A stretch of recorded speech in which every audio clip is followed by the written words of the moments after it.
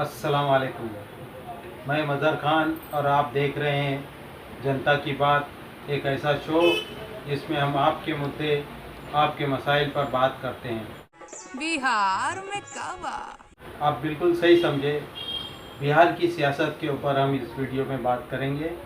उससे पहले एक अपील, आप इस वीडियो को अपने 5 दोस्तों के साथ में ज़्यादा से ज़्यादा शेयर कीजिए, लाइक कीजिए, ताकि हम और आप मिलकर गोदी मीडिया के झूठ का पर्दाफाश कर सकें।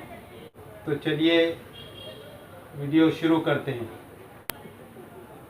हमारे मुल्क की सियासत में जब से बीजेपी की एंट्री हुई है, तब से मुसलमानों का सिर्फ एक ही लक्ष्य रहा है कि बीजेपी को सत्ता से दूर रखा जाए। मुसलमानों की इस कमज़ोरी से सेकुलर पार्टियां अच्छी तरह से वाकिफ़ हैं, इसीलिए सेकुलर पार्टियों के एजेंडे से मुसलमानों के तरक्की के मंसूबे गायब होते चले गए। मुल्क में 2015 के बाद हालात इस तरह से बदले कि सेकुलर पार्टीज़ को भी अब मुसलमानों के वोटों की ज़रूरत नहीं रही। जब बीजेपी ने मुसलमानों के वोटों को मैनेज करके उनका सियासी वजूद भी ख़त्म कर दिया। अब बीजेपी के अलावा जितनी भी सेकुलर पार्टियां हैं या इलाकाई पार्टी, वो सब भी हिंदुत्व की सियासत करने लग गई हैं। और हद तो ये है कि मुस्लिम क़यादत वाली पार्टी भी मुल्की सतह पर बड़ी पार्टियों के एजेंडे पर काम कर रही हैं। इससे पहले 2017 में यूपी के इलेक्शन के वक्त भी बड़ी चालाकी के साथ में मुसलमानों की 21% आबादी के वोटों को मैनेज किया गया, और अब बिहार में भी वही खेल खेला जा रहा है। हमारी सरकार को अगर कॉन्फिडेंट नहीं होता तो महामारी के बीच में इलेक्शन नहीं रखा जाता। महामारी के बीच में इलेक्शन हो रहा है, वो इस बात की अलामत है कि सब कुछ चंगा सी, यानी कि सब कुछ प्लान के मुताबिक हो रहा है। बिहार में भी मुसलमानों की आबादी 17% है। वो कौन सी पार्टी है जिसने मुसलमानों से कुछ इलेक्शन में वादे किए हैं, या फिर वो कौन से मुसलमानों के मुद्दे हैं जिनका इलेक्शन के दौर में खूब चर्चा हो रहा है। सियासी पार्टियां मुस्लिम नाम तक लेने से भी कतरा रही हैं। दूसरी तरफ हर इलेक्शन में मुसलमानों के कुछ नाम के लीडर बरसाती मेंढक की तरह टरटराने लगते हैं और बीजेपी का डर दिखाकर अलग अलग पार्टियों को वोट करने के लिए माहौल बनाने लगते हैं। हमारी भोली भाली आवाम अपनी तरक्की और खुशहाली के सपनों को छोड़कर बीजेपी को रोकने के लिए हर इलेक्शन में अपना कीमती वोट देती नज़र आती है।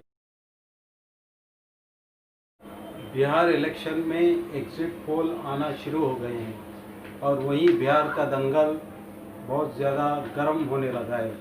तमाम तरीके के दिग्गज लोग चुनावी मैदान में उतर चुके हैं, और जितने भी सर्वे आ रहे हैं, या तो गठबंधन और या बीजेपी का जो जेडीयू के साथ अलाइंस है, यही लोगों को रेस में बता रहे हैं। ऐसे में मुसलमानों के लिए बिहार में खोने के लिए कोई चीज़ बाकी नहीं बची।